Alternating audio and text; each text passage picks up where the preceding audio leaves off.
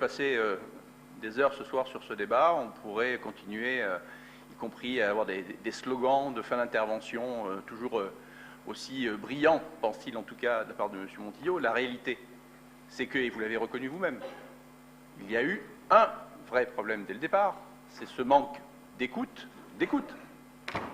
des parents d'élèves qui auraient pu aider à la mise en place d'un règlement qui soit accepté, qui soit avec des contributions qui auraient pu permettre d'avoir un débat apaisé sur le sujet dans cette enceinte, et non pas ce soir, mais déjà quelques mois maintenant.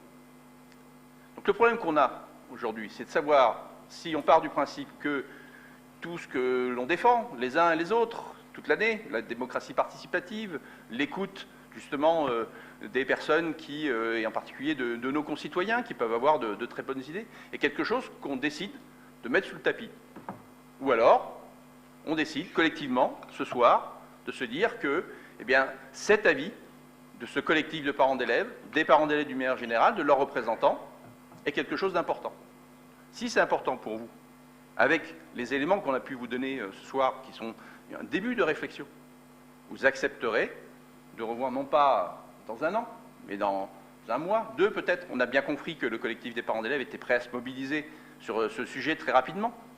Donc on ne vous demande pas de le reporter sine die, on vous demande simplement d'être réellement à l'écoute des arguments des parents d'élèves, d'avoir ce débat de manière sereine et ensuite de prendre collectivement une décision. C'est le sens de nos interventions.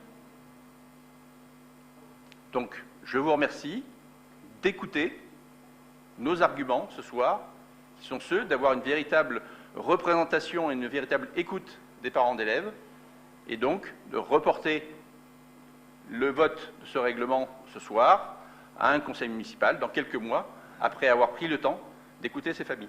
Je vous remercie.